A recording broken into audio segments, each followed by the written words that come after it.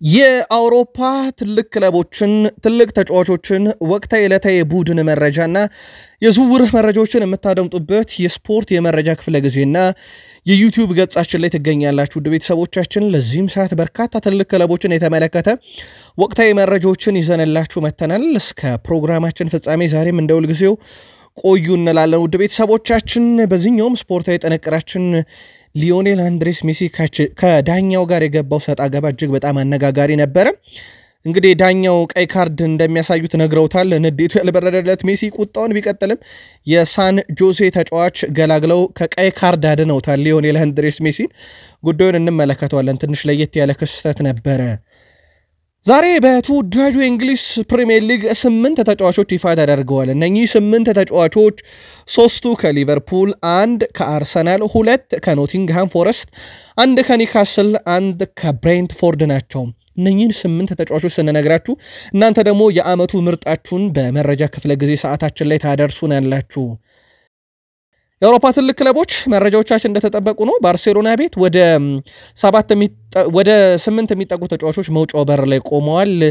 ለየት ያለ መረጃ ከባርሴሎና ጋር በተያያዘ ዛሬ አግኝተናል፣ ታደምጡታላችሁ። የአውሮፓ ግዙፍ ክለቦችም በዝውውር መስኮቱ ላይ ያደረጉ ያሉት እንቅስቃሴ አለ። እንደዚሁም ከክለቦቻቸው በአመቱ መጨረሻ የሚሰናበቱ ተጫዋቾችን በተመለከተም ሰፋ ያለ መረጃ ይዘናል። በእንግሊዝ ፕሪሚየር ሊግ የመረጃ ሰዓታችን ከአመቱ ምርጥ ተጫዋቾች እጩ በተጨማሪ ውድ ቤተሰቦቻችን ኮማ ውስጥ የነበረው ታዮ አዮኒን በተመለከተ አዲስ ያገኘነው መረጃ አለም። በተጨማሪም የኖቲንግሃም ፎረስቱ ሌላኛው ተጫዋች በፕሪሚየር ሊጉ አስደናቂ ጊዜን እያሳለፈ ነው፣ ቅጣት ተጥሎበታል። የማርኮ ሲልቫን ቆይታ እናነሳለን።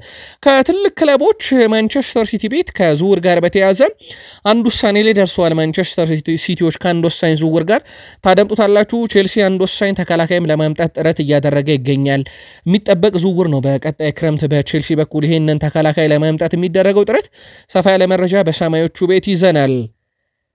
ኦዴጋርድ በዚህ ዓመት በርካታ ትችት አስተናግዷል። ይህንን ግን አይቀበልም። አለን ሽረር የቀድሞ የኒካስል ዩናይትድ ተጫዋች ከኦዴጋርድ ጎን ቆሞ ከዛ ደግሞ ለተቾቹ ምላሽ አዘጋጅቷል።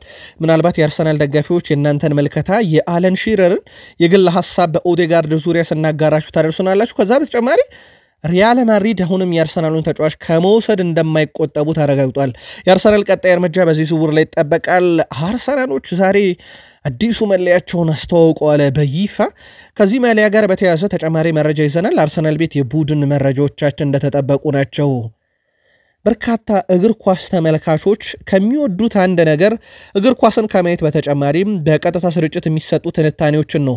በቀጥታ እግር ኳስ ከሚያሰራጩ ጣቢያዎች ደግሞ የካታሩ ቢን ስፖርት በዚህ ተጠቃሽ ነው። ቢን ስፖርት ሲባል ደግሞ የፕሪሚየር ሊግን ጨዋታ ከሚያሰራጩ ጣቢያዎች ላይ ሪቻርድ ኬይዝን በርካቶች አናጠውም። በተለይ በትንታኔው በርካቶች እንወደዋለን። ይህ ሰው ከዩናይትድ እና ቶትናም ጋር በተያያዘ ግን አንድ አነጋጋሪ ሐሳብ አጋርቷል። ለዩናይትድ ደጋፊዎች ሰፋ ያለ መረጃ እናደርሳቸዋለን። በዚህ ግለሰብ የግል ምልከታ ዙሪያ ዩሮፕ ሊጉን ካሸነፈ ዩናይትድ ካዝናው ያብጣል፣ ያንን ገንዘብ ይዞ ወደ ገበያ ይወጣል።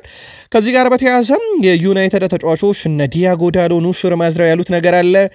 በዩናይትድ ግን አንድ አብዮት ተቀስቅሷል። አብዮቱን ቀስቃሽ ብሩኖ ፈርናንዴስ፣ ፓትሪክ ኤቭራ፣ ኤሪክ ካንቶና አስቀድሞ ደግሞ የቡድኑ አሰልጣኝ ሩበን አሞሪም ጀምረውታል። ጉዳዩ ትንሽ ለየት ያለ ነገር ነው። ለመሆኑ እነኚህ ሌጀንዶችና ተጫዋች አሰልጣኝ የጀመሩት ዘመቻ ዩናይትድንም እያብጠለጠለ ይገኛል። በዩናይትድ በኩል ተጨማሪ መረጃዎችንም ለእናንተ ውድ አድማጮቻችን አሰናድተን ይዘንላችሁ መጥተናል። እስከ ፕሮግራማችን ፍጻሜ ዛሬም እንደሁል ጊዜው ቆዩ እንላለን። ላይክ፣ ሰብስክራይብ፣ ሼር ማድረግ እንዳይረሳ። ለሐሳብ አስተያየታችሁ በሐሳብ መስጫ ሳጥናችን ላይ ክፍት ነው፣ ልታጋሩን ትችላላችሁ። መልሰን ለእናንተ እናደርሳችኋለን። ለየት ካለው ክስተት እንጀምር ውድ ቤተሰቦቻችን።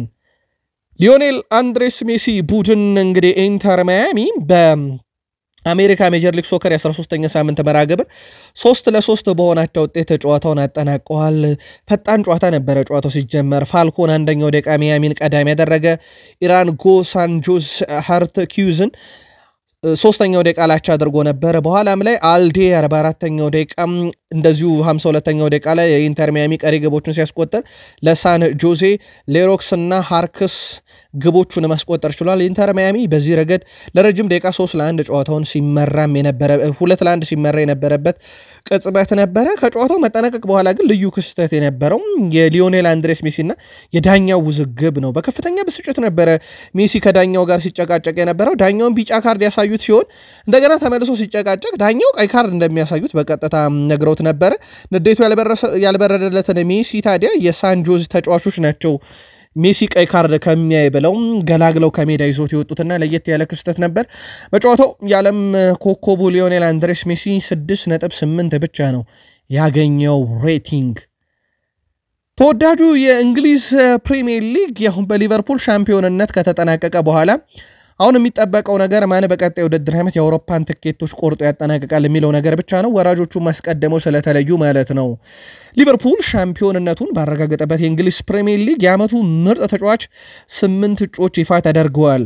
ሞርጋን ጊብስ ዋይት ከኖቲንግሃም ፎረስት፣ ሪያን ግራቨንበርች ከሊቨርፑል፣ አሌክሳንደር ኢሳክ ከኒካስል ዩናይትድ፣ ብሪያን ምቤሞ ከብሬንትፎርድ፣ ዴክላን ራይስ ከአርሰናል፣ ሳላህ ከሊቨርፑል፣ ቨርጅል ቫንዳይክ ከሊቨርፑል፣ ክሪሱድ ኖቲንግሃም ፎረስት በእጩነት መቅረብ ችለዋል።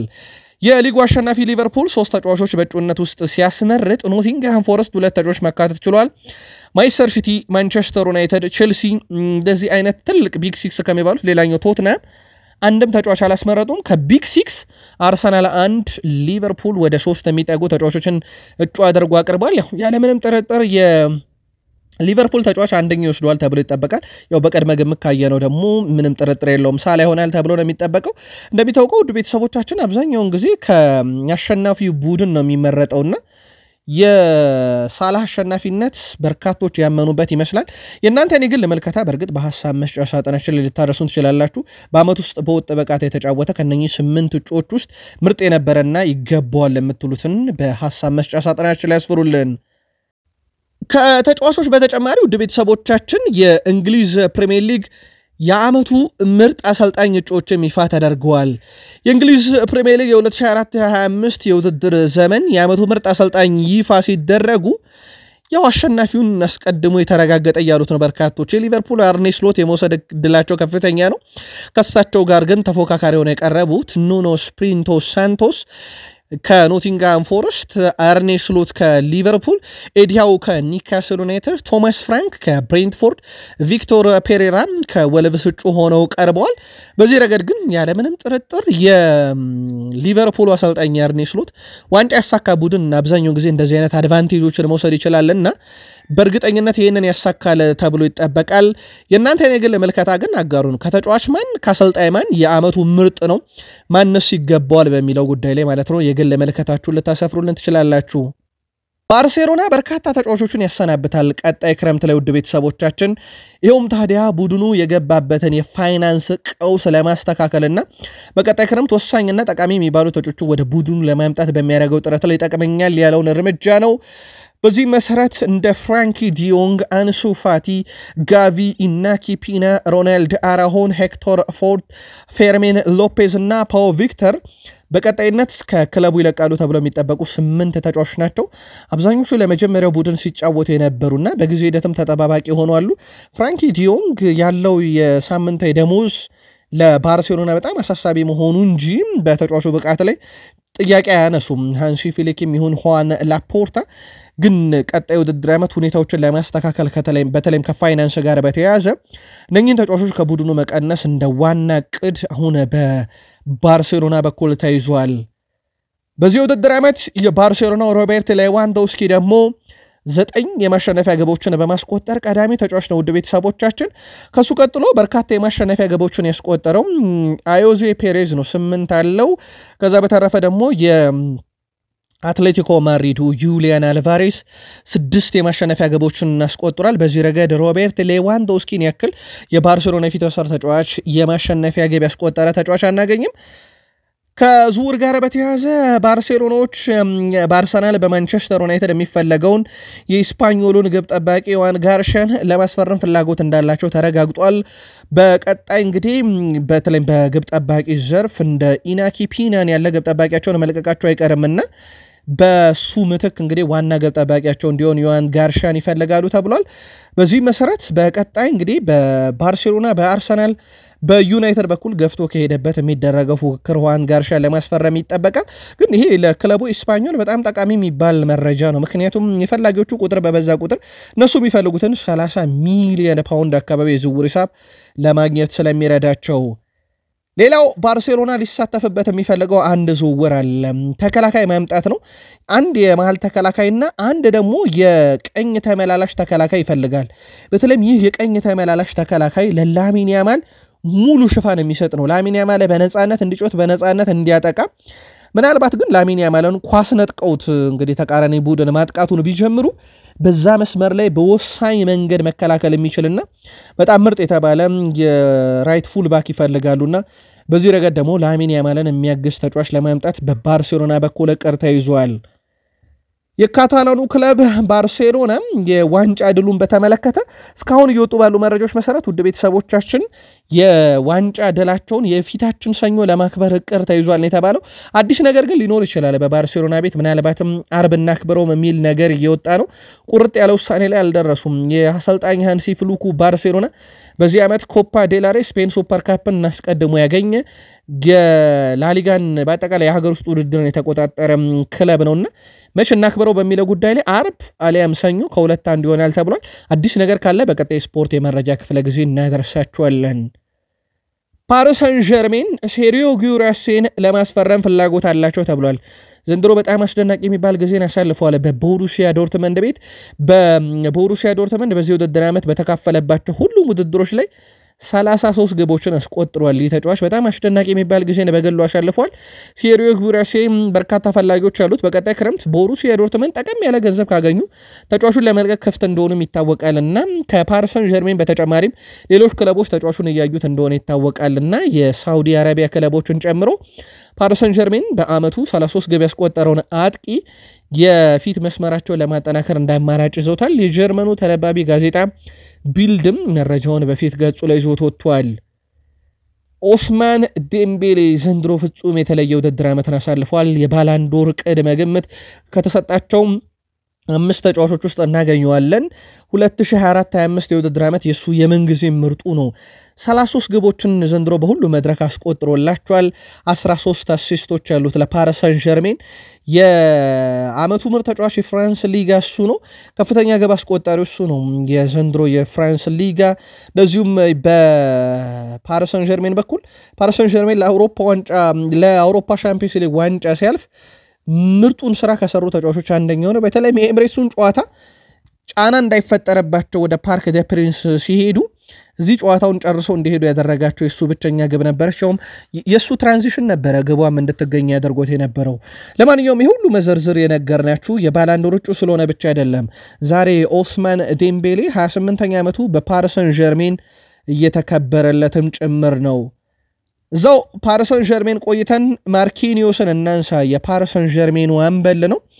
ዘንድሮ እንግዲህ በአጠቃላይ ያነሳቸው ዋንጫዎች ድምር ብዛት እስከዚህ ሰዓት 32 ደርሰዋል። 2 ዋንጫዎች ገና ይቀሩታል። ካሳካቸው 34 ያደርሳቸዋል ማለት ነው። እስከዚህ ሰዓት ግን 32 ዋንጫዎችን አሳክቷል። 12 ዓመታትን በፓሪስ ሰን ዠርሜን ቆይቷል። 482 ጨዋታዎችን አድርጓል።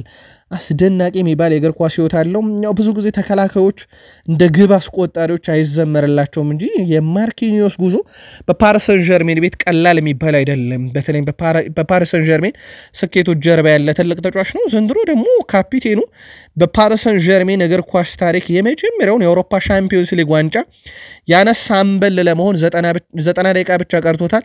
ጨዋታው የሚደረገው ደግሞ በሙኒክ አሊያንዝ አሬና ከኢንተር ሚላን ጋርም እንደሆነ ይታወቃል። ዲማሪያ እጅግ በጣም አስደናቂው አርጀንቲናዊ ተጫዋች በሪያል ማድሪድ ራሱን ለዓለም በደንብ ያሳየበት አጋጣሚ ከዛ ዩናይትድ እያለ ፓሪስ ሰን ዠርሜን አሁን በቤኔፊካ ይገኛል። ዲ ማሪያ ከቤኔፊካ ጋር በዚህ ውድድር ዓመት መጨረሻ እንደሚለያይ ተረጋግጧል። የዓለም ክለቦች ዋንጫ በፊትም ነው ክለቡን የሚለቀው። የፖርቹጋሉን ክለብ እጅግ በጣም በአስደናቂ ሁኔታ ተፎካካሪ ያደርጎታል። በስፖርቲንግ ሊዝበን እንግዲህ የአንድ ነጥብ ብልጫ አለባቸው፣ የግብ ልዩነት ብልጫ አለባቸው። የዓመቱ መጨረሻ ላይ ቤኔፊካ ዋንጫውንም ሊያነሳ የሚችልበት እድል አለ፣ ግን የሆኑ ተአምራቶች ይፈልጋሉ። ለማንኛውም ዲ ማሪያ ከዚህ የውድድር ዓመት መጠናቀቅ በኋላ በይፋ ክለቡን ይለቃል።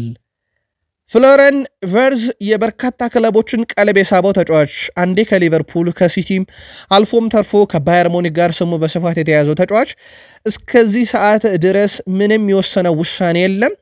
የኢኤስፒኤን ዘገባ ግን እንደሚያመለክተው ከሆነ በጀርመን የመቆየት ፍላጎት ስላለው በዛው ባየር ሌቨርኩሰን አሊያም በሙኒክ ልንመለከተው እንችላለን እያሉ ነው። የተጫዋቹ መዳረሻ ግን ቀጣይ ክረምት ላይ በትልቁ ይጠበቃል። ከሰሞኑ ሌስተር ሲቲ ከኖቲንግሃም ፎረስት አድርገውት በነበረው ተጠባቂው የ36ኛ ሳምንት የእንግሊዝ ፕሪሚየር ሊግ መርሃ ግብር ታዮ አዮኒ እንግዲህ ከግቡ ቋሚ ጋር ተጋይቶ ነበረ። በእርግጥ አጋጣሚው ኳስ ለማስጣልና ለማስቆጠር በነበረ ጥረት ላይ ተፈጠረ ነው እና በዚህ ምክንያት በጣም አስቸኳይ ቀዶ ጥገና አድርጎ በዛው አጋጣሚ ደግሞ እንግዲህ ሰኞ ዕለት ነበረ ቀዶ ጥገናውን ያደረገው። ኮማ ውስጥ ገብቶ ነበረ። ለማንኛውም ሰኞና ሮብ ቀዶ ጥገናዎቹ በተሳካ ሁኔታ ከተጠናቀቁ በኋላ ዛሬ ከኮማ ውስጥ መውጣቱ ተረጋግጧል። ራሱን አውቋል። ተጫዋቹ አስጊ ሁኔታ ነበረ። ለማንኛውም በዶክተሮች ርብርብ ሕክምና እርዳታ ሲደረግለት የነበረውና ሁለት ተከታታይ አስቸኳይ ቀዶ ጥገናዎችን አድርጎ የነበረው የኖቲንግሃም ፎረስት ተጫዋች ታዮ አዮኒ ከኮማ ውስጥ መንቃቱ ተረጋግጧል። ሌላኛው የኖቲንግሃም ፎረስቱም ተጫዋች ደግሞ ሞርጋን ጊብስ ዋይት በእንግሊዝ ለ6 ወር መኪና የሚባል ነገር እንዳያሽከረከረ ተቀጥቷል። ምክንያቱ ደግሞ ከተፈቀደው 6 እጥፍ በላይ መኪናን ሲነዳ ወይም ሲያሽከረክረ መገኘቱ ነው። ስለዚህ በእንግሊዝ ምድር ላይ ለሚቀጥሉ 6 ወራት ይህንን እንዳያደርግ ተቀጥቷል። ዴይሊ ሜል ነው መረጃውን ይዞት የወጣው። ይህ ተጫዋች አውሮፓ ትልቅ ክለቦችም እየተፈለገ ይገኛል። ከሰሞኑ እንደውም ከሲቲ ጋር ስሙን በስፋት እየሰማን እንገኛለን። ሞርጋን ጊብስ ዋይትን የኬቨን ደብሮይነ ተተኪ እንዲሆኑ ከታቀዱ ተጫዋቾች አንደኛው እንደሆነ ይታወቃል። የኖቲንግሃም ፎረስቱ አምበል ግን በእንግሊዝ ምድር ለ6 ወር ይህ ቅጣት ተላልፎበታል። ማርኮ ሲልቫን ለዓለም ክለቦች ዋንጫ አሰልጣኝ እንዲሆኑት ይፈልጋል አል ሂላል። በአውሮፓ መቆየትን ግን ምርጫቸው እንዳደረጉ ነው ቤን ጃኮብስ እያስነበበ የሚገኘው። አል ሂላል የፉልሃሙን አሰልጣኝ ለማስፈረም በርካታ ጥያቄዎችንም ማቅረቡን የተዘገበው። የሳውዲ ክለብ የዓለም ክለቦች ዋንጫ ከመጀመሩ በፊት አዲስ አሰልጣኝ ለመቅጠር ፍላጎት እንዳለው ሲታወቅ፣ ሲልቫ በቶትንሃም ሆትስፐርስም እየተፈለጉ እንደሆነ ይታወቃል። የእሳቸው አሁን ዋነኛ ምርጫቸው ግን በዛው በፉልሃም መቆየት ነው ተብሏል። ዲያን ኩልዙቭስኪ ይህ ውድድር ዓመት ለሱ እንዳበቃ ነግረናቸዋል። ያው በቶትንሃም ሆትስፐርስ ቤት እንግዲህ የቀራቸው አንድ የፍጻሜ ጨዋታ እሱም ቢኖር በዚህ ጨዋታ ለቁልፍ ተጫዋቻቸው አይገኝም። ብዙ ቁልፍ ኳስ ያቀበለው ተጫዋች ነው ለቶትንሃም ሆትስፐር 77 ብዙ ሰንጣቂ ፓሶችን ያቀበለ 15 በቶትንሃም ቤት ይሄም ቀዳሚ ነው። በተጋጣሚ ቦክስ ውስጥ ብዙ ንክኪ የፈጸመም ተጫዋች ነው በቶትንሃም 218 በመጨረሻ የሜዳ ክፍል ላይ ብዙ እንግዲህ ፖሴሽን ያሸነፈው 32 እሱ ነው። የቶትንሃም ሁለተኛው ከፍተኛ ድሪብል አድራጊ ነው 47። በእርግጥ ለማንቸስተር ዩናይትድ ይሄ ፍጹም ጥሩ የሚባል ዜና ነው።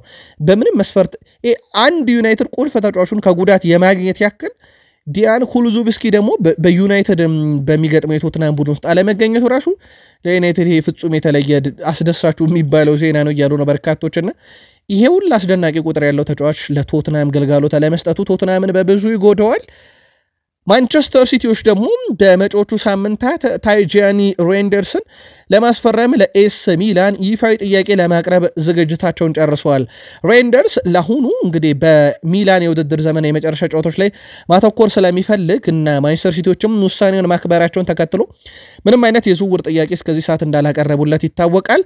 ውድ ቤተሰቦቻችን ከዚህ ተጫዋች ጋር በተያያዘ ስሙን በስፋት ሪያል ማድሪድ ጋር እየሰማን እንደነበር ይታወቃል። እነ ቶኒ ክሩስም ፍላጎታቸው እንደሆነ ሲናገሩ ነበርና ሲቲዎች ቀጣይ ሳምንት በተለይም የዋና ጨዋታዎች ከተጠናቀቁ በኋላ ይፋዊ ጥያቄ ለማቅረብ እቅድ ይዟል ነው የተባለው።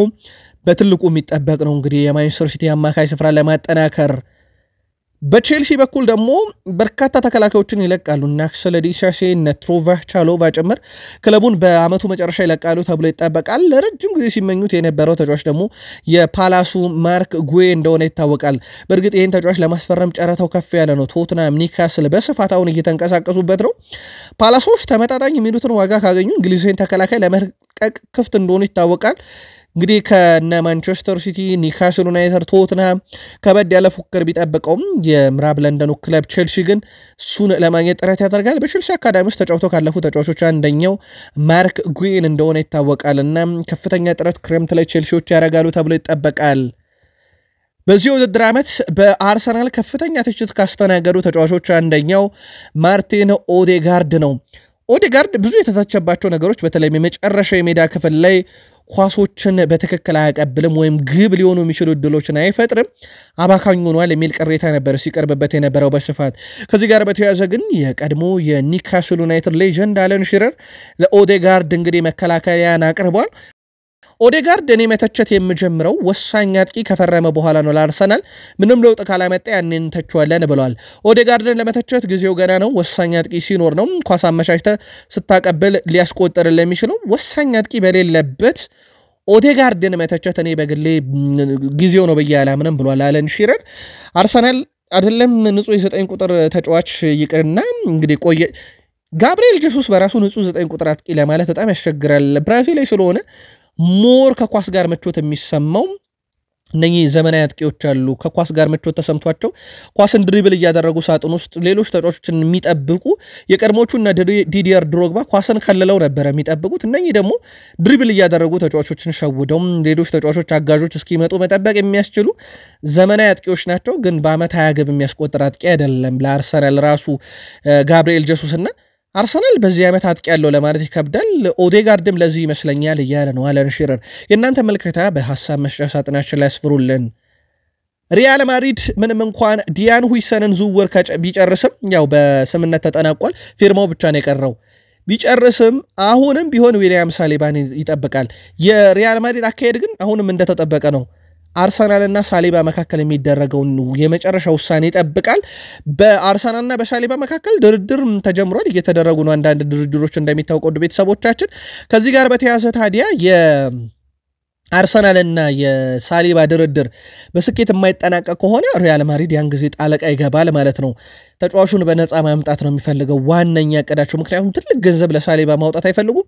አሊያም ደግሞ ቀጣይ ክረምት ላይ የኮንትራቱ የመጨረሻ ዓመት ላይ ስለሚገኝ በትንሽ ገንዘብ ለማስፈረም ጥረት ያደርጋሉ ተብሎ ይጠበቃል። ምንም እንኳን የዲያን ሁይሰን ዝውውር ቢጠናቀቅም ሳሊባን ዝውውር ግን እንደማይተውት ነው ፋብሪዚዮ ሮማኖ ያረጋገጠው። የሰሜን ለንደኑ ክለብ አርሰናል በዛሬው ዕለት በሚቀጥለው 25-26 የውድድር ዓመት ላይ የሚጠቀሙትን ዋና ማሊያቸውን ይፋ አድርገዋል። አዲሱ የአርሰናል የሜዳ ማሊያ በ85 ፓውንድ ለሽያጭ መቅረቡ ሲገለጽ ስምና ቁጥር ለመጻፍ ተጨማሪ 7 ፓውንድን ይጠይቃል ማለት ነው። የማሊያ ዋጋው ከ2024-25 የውድድር ዘመን የ5 ፓውንድ ጭማሪ መደረጉን የተነገረው። በሚቀጥለው ዓመት ዴቪድ ሬ 1 ቁጥር የሱን ማሊያ ደግሞ ኢታን ንዋኔሪ እንደሚለብሱት ነግረናችሁ ነበር።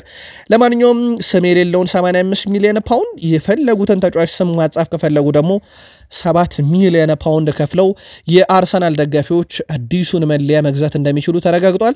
አርሰናል በኒውካስል ዩናይትድ ጨዋታ ላይ ይህንን መለያ ለብሶት ሊመጣም ይችላል ለማስተዋወቅ ማለት ነው። በኤምሬትስ ጨዋታውን ስለሚያደርግ የመጨረሻ ጨዋታውን ሴንት ሜሪ ላይ ሳውዝሃምፕተንን እንደሚገጥም ይታወቃል በ38ኛ ሳምንት።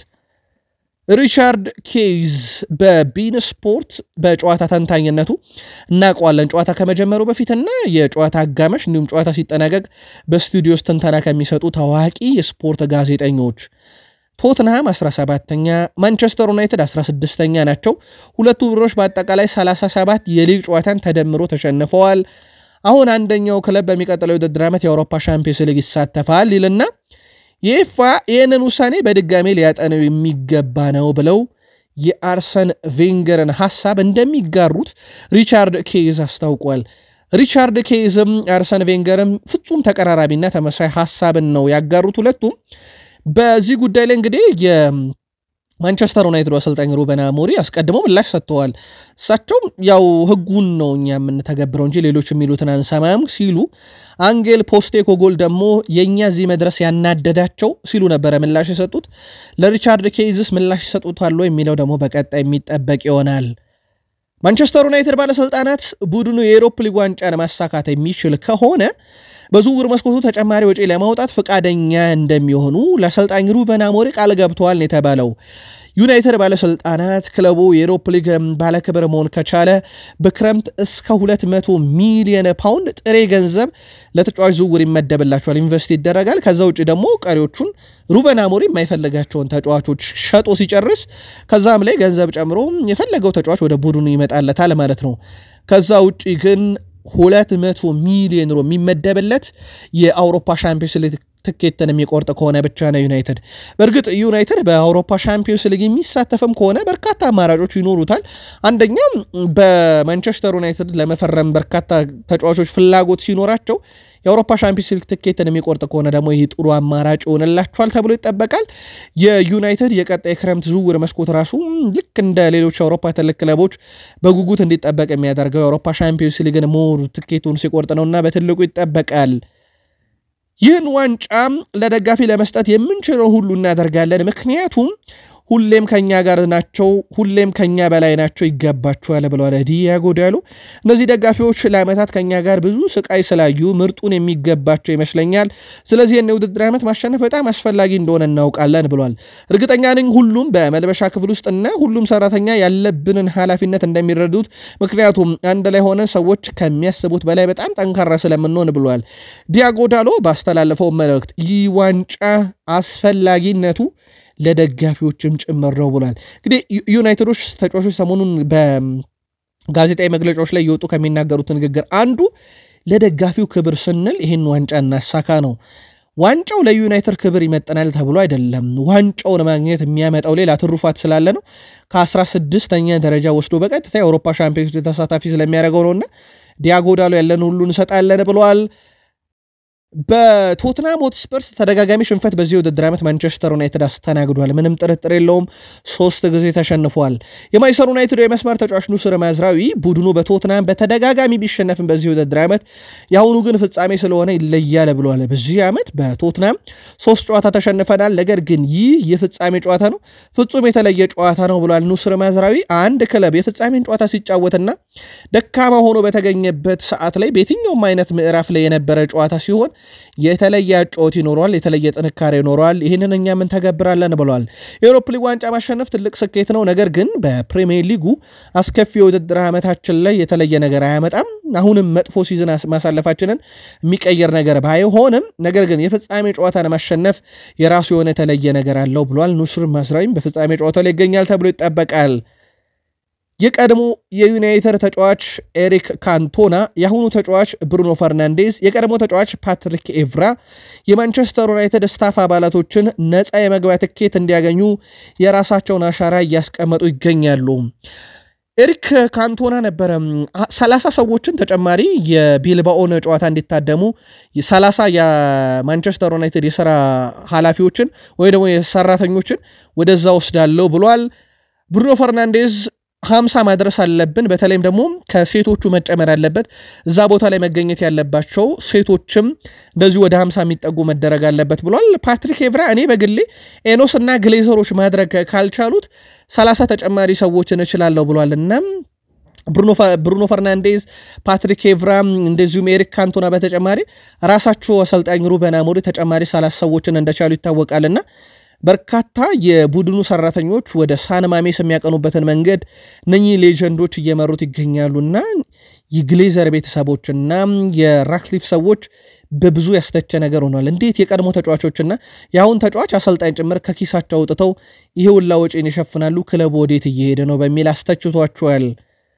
ሩበን አሞሪም በዚህ ክለብ ውስጥ ያሉትን ጉዳዮች ወይም ስብራቶች አውቃቸዋለሁኝ፣ መፍትሄውንም አውቃለሁኝ። መፍትሄውን ስለማቅ በጊዜ አልሸሽም ብሏል ምንም ጥርጥር የለውም በሩበን አሞሪም በኩል እንግዲህ ተጋድሎ ለማድረግ ዝግጁ እንደሆነ አስቀድሞም ተናግሯል ሰሞኑን ክለቡን ለቃለው ካለ በኋላ ሩበን አሞሪም ማንቸስተር ዩናይትድን በጊዜ ለቃል የሚሉ መረጃዎች ቢወጡም የሩበን አሞሪም ግልጽ ነበር ሐሳቡ እኛም አድርሰናቸዋል ሩበን አሞሪም በኤሮፕ ሊግን ቡድኑ ቢሸነፍ አይለቅም ዋና ዕቅድ የሩበን አሞሪም ቀጣዩ ውድድር ዓመት ፕሪሚየር ሊጉን ከዜሮ ስለሚጀመር ያ ላይ ራሳችንን በደንብ ማሻሻል ነው ብለዋል ማይሆን ከሆነ ግን ክለቡ ውጣውረዱ ሳይገባ በጊዜ ለቃለው ነው ያሉት እሳቸው ግን መፍትሄውን ስለማቅ የማንቸስተር ዩናይትድን በጊዜ እጅ አልሰጠም ብለዋል የቀድሞ የማንቸስተር ዩናይትድ ተጫዋች ሆነው ፓትሪክ ኤቭራ 44ኛ የልደት በዓሉን ዛሬ እያከበረ ይገኛል ሻምፒዮንስ ሊግን አንድ ጊዜ አሳክቷል ፕሪሚየር ሊግን ወደ 5 ጊዜ ሊግ ካፕን 3 ጊዜ የዓለም ክለቦች ዋንጫን አንድ ጊዜ የፍራንስ ሊጋን አንድ ሴሪየን ሁለቴ ኮፓ ኢታሊያን ሁለቴ ኮፕ ዲ ላ ሊጋ አንድ ጊዜ የሱፐር ኮፓ ኢታሊያን አንድ ጊዜ ኮሚቴ ሺልድን ወደ 4 ጊዜ አሳክቷል ከዛ በተጨማሪ ይህ ተጫዋች በእግር ኳስ ህይወቱ በጣም ስኬታማ ከሚባሉ የግራ ፉልባኮች ውስጥ የሚጠቀስ ነው በዛሬው ዕለት 44ኛ የልደት በዓሉን እያከበረ ይገኛል በዩናይትድ የእግር ኳስ ህይወቱ በጣም ስኬታማ የሚባል ነበር የመጨረሻዎቹ ዓመታት ግን ከሉዊስ ሱዋሬዝ ጋር የገባበት ሰጣ ገባ ደግሞ በእግር ኳስ የሚረሳ አይደለም የላሊጋው መሪ ባርሴሎና ዛሬ ማታ ከሜዳ ውጪ ተጉዞ ከኢስፓኞል ጋር ወሳኝ ጨዋታውን ያደርጋል ሻምፒዮንነቱንም ሊያውጅ ይችላል ይህ ተጠባቂ መርሃ ግብር ማታ 4 ሰዓት ዛሬ የሚጀምር ሲሆን ከ40,000 በላይ ደጋፊ የሚይዘው አርሲዲኢ ስቴዲየም ይካሄዳል በማታው ጨዋታ ባርሴሎና 4-2-3-1 እንዲሁም ኢስፓኞል የለመደውን 4-3-3 አሰላለፍ ይዘው ወደ ሜዳ ይገባሉ ተብሎ ይጠበቃል በስፔን ላሊጋ የዋንጫ ፉክክሩን ባርሴሎና 82 ነጥቦች ይዞ አንደኛ ሲገኝ ሪያል ማድሪድ ትላንት ማሸነፉን ተከትሎ ነጥቡን 78 አድርሷል አሁን ያለው የነጥብ ብዛት 4 ብቻ ነው ቀሪ ጨዋታዎች ደግሞ ለባርሴሎና 3 ናቸው የዛሬውን ጨምሮ ታዲያ በዚህ ዋንጫ ትንቅንቅ ለሻምፒዮንነት የሚጠበቀው ባርሴሎና ቀሪው ለጨዋታዎች ተሸንፎ ሪያል ማድሪድ ቀሪው ለጨዋታዎች ካሸነፈ ሪያል ማድሪድ ዋንጫ ባለቤት ይሆናል ግን ይህ የሚጠበቅ አይደለም በዚህ ውድድር ዓመት ነገር ግን ባርሴሎና ሁሉንም ነገር ለመጨረስ ዛሬ ቺኒ ጨዋታ ማሸነፍ ብቻ በቂ ያደርገዋል ድላቸውን ነገ አሊያም የፊታችን ሰኞም ለማክበር በባርሴሎና በኩል እንደዚሁ እቅድ መያዙ ነው እየተነገረ የሚገኘው ያሁኑን እዚህ ጋር ቋጨን መልካም ጊዜ